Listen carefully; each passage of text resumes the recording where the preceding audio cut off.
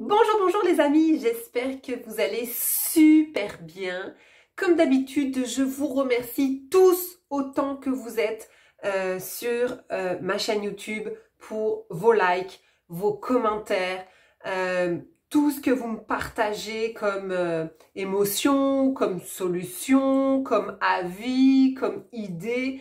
Vous savez que j'adore ça. Je réponds à vos commentaires. Et vous faites la fille la plus heureuse du monde avec ce geste-là. Donc merci, merci beaucoup pour votre engagement. La communauté s'agrandit, je vous l'ai dit, je souhaite vraiment qu'on soit 2000 abonnés sur ma chaîne avant le mois de juin. Donc je compte sur vous. Si vous voulez partager mes vidéos, faites-le. Si vous voulez parler de cette chaîne YouTube, faites-le, c'est gratuit, c'est gentil et moi je vais être encore plus heureuse au mois de juin en vous mettant que nous avons réussi le challenge ensemble. Toutefois, je voulais dire aussi, s'il y en a qui ont la plateforme Instagram, vous pouvez me rejoindre, ça va me faire plaisir. Clarisse Parfum. Donc il n'y a pas de vidéo, c'est surtout dédié à des belles photos de flacons que je fais de ma collection personnelle. Ça peut être des fleurs que je vois dans la rue, mais je mets pas de vidéo. Mes vidéos sont vraiment sur YouTube, donc vous êtes à la bonne place. Aujourd'hui, j'ai envie de vous partager un super beau flacon, un super beau jus. On est en 1999. Pour moi, ça va être l'année charnière, 99. Ça tient juste à mon avis. Hein. Ce qui arrivera après, j'en parle rarement, des fois ponctuellement avec des fragrances qui m'ont plu. Mais vous savez que si vous êtes sur ma chaîne, que vous faites partie de la communauté, je suis plus quelqu'un qui va parler des parfums vintage avec une histoire, avec un parfumeur, avec une inspiration que des nouveautés. Donc, je sais que vous le savez, mais je voulais juste en reparler. Aujourd'hui, un parfum qui marque donc l'époque 1999, qui marque tant par son flacon que par son jus. D'accord? Je sais que vous l'avez vu sur la miniature et donc aujourd'hui, je veux vous présenter ma précieuse, qui est donc, vous le voyez bien là, qui est fragile, le parfum, donc en eau de parfum. C'est pas le parfum. Ceci est une miniature et c'était de Jean-Paul Gaultier. Donc, on y va? Ça vous tente? On va jaser ensemble? 1, 2, 3. Alors, pourquoi je vous disais que c'est un parfum qui a marqué en fait l'année 1999? C'est que ce parfum, cette eau de parfum donc de Jean-Paul Gaultier, est un soliflore à la tubéreuse. En 99, il faut avoir quand même un petit peu de créativité, un petit peu de gosse, comme on dit au Québec, pour faire un soliflore de tubéreuse. Parce qu'on n'est pas du tout dans cette mouve-là, dans cette créativité-là. Mais on connaît Jean-Paul Gaultier, on connaît ce couturier pour l'exubérance, pour justement la créativité, sortir des chemins battus. Et le soliflore de tubéreuse donc se retrouve avec Fragile pour sa collection. Avant de parler du parfum en tant que tel, je voudrais d'abord parler de la tubéreuse parce que on parle de cette fleur. Je ne sais pas si vous la connaissez, si vous êtes des passionnés de parfum, oui. Si vous êtes néophyte, peut-être non, mais si vous êtes jardinier ou jardinière, oui. Donc, la tubéreuse, je vous fais voir, j'ai sorti mes gros livres de parfumerie. Vous voyez, c'est une fleur bulbeuse, comme on appelle ça, parce qu'en fait, ça a créé donc des bulbes comme ça, et puis après, vous avez plusieurs fleurs qui poussent sur la même tige. Elle est originaire du Mexique. On la cultive principalement en Inde, mais on la retrouve en France aussi. Et oui, maintenant la tubéreuse pousse dans différents pays avec grand plaisir. C'est une fleur fascinante qui dégage un parfum envoûtant. Mais je vais revenir plus tard pourquoi je dis ça. Ok?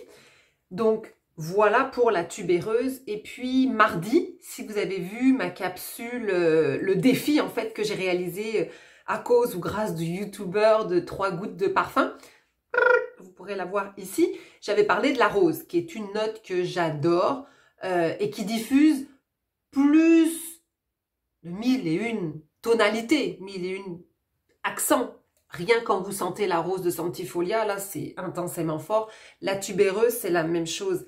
C'est une fleur qui est généreuse au niveau de ces particules odorantes. Excusez-moi, je cherchais le mot. Donc, on peut sentir différentes tonalités quand vous sentez la tubéreuse. Vous pourriez sentir l'orange. Des fois, ça peut arriver avec ce côté végétal de l'orange. Vous pourriez sentir une note, un côté animal. Et souvent, dans la tubéreuse, moi, je vais ressentir ça, ce côté animal. Et parfois, même, vous pourriez ressentir la noix de coco. Donc, dépendamment de la mémoire olfactive qu'on a, de l'éducation, des odeurs, la perception, parce que je vous l'ai déjà expliqué, la mémoire olfactive, c'est des images, donc vous sentez, puis pop, ça vous ramène quelque part. Vous pourriez sentir différentes tonalités d'accents, d'odorants, odorantes avec la tubéreuse.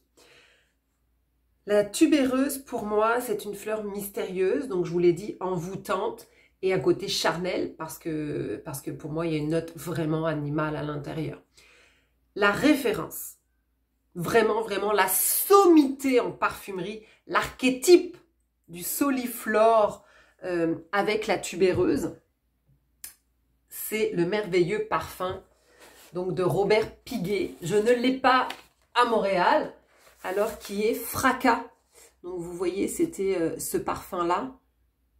Et il avait été créé par Germaine Cellier. On s'en reparlera dans une autre vidéo, j'ai vraiment envie de vous en parler. Ce parfum-là était déjà le premier soliflore, je crois, 1948 à la tubéreuse. Donc, je penserai qu'on s'est inspiré de cette sommité pour créer effectivement Fragile.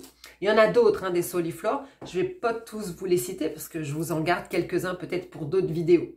Maintenant qu'on a vu qu'est-ce qu'était une tubéreuse, je voudrais qu'on voit qu'est-ce qu'un soliflore. Parce que depuis tout à l'heure, je dis soliflore, soliflore, soliflore.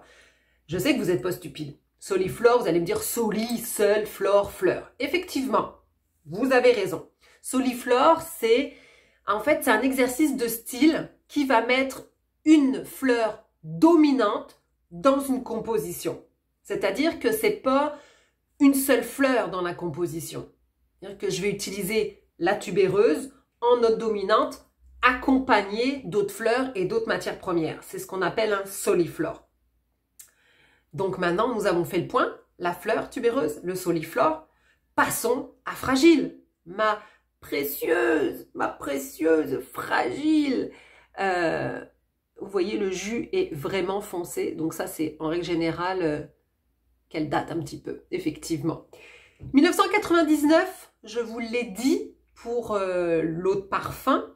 Le créateur, le nez derrière ce parfum est Francis Kurkdjian, très connu, un maestro aussi de la parfumerie, très très gentil, qui a dorénavant sa propre marque de parfum. Donc c'était lui le nez derrière Fragile. Vous savez qu'à la même époque que Fragile, je fais un petit aparté, il y avait quand même le lancement de J'adore de Dior.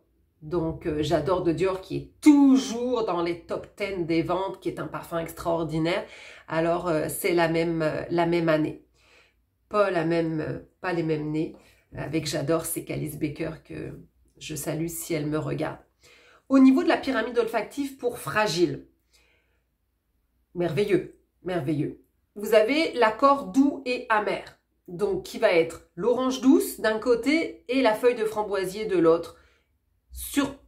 On va dire qu'elle va être agrémentée de la bergamote, qui va apporter quand même cette fraîcheur. Ce qu'on ressent au départ, effectivement, quand vous le mettez sur le poignet, il y a cette fraîcheur. Ensuite, le cœur, vous l'avez compris, la tubéreuse, qui va être la fleur dominante dans Fragile, fleur d'oranger et le gingembre. Et pour le fond, donc vraiment le sillage, la tubéreuse reste très très très longtemps. En tout cas sur mon poignet là, c'est quelque chose de phénoménal. Donc un fond ambré. Et puis vous avez le bois de cèdre, la cannelle et la vanille qui vont se rejoindre pour faire un côté un petit peu plus sensuel. J'ai mis une goutte sur mon poignet du parfum pour le réessayer, pour pouvoir vous en parler. Moi, je trouve qu'il est très sophistiqué. Toujours d'actualité de nos jours. Vous voyez, il fait pas vieille ma tante, il fait pas vieillot. Je trouve qu'il est encore très très beau, donne une très belle volupté. Pour moi, c'est vraiment un parfum sensuel.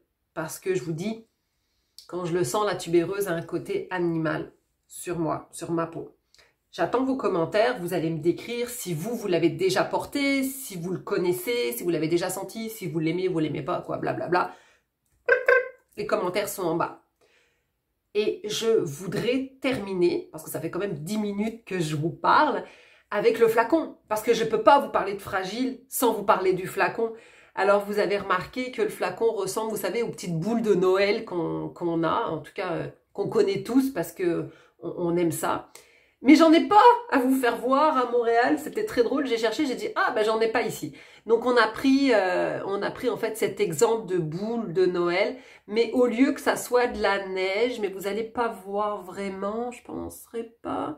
En fait, au lieu que ça soit des flocons qui tombent, c'est de l'or qui se transforme en paillettes. Donc c'est des flacons de neige en or, voilà, tout simplement.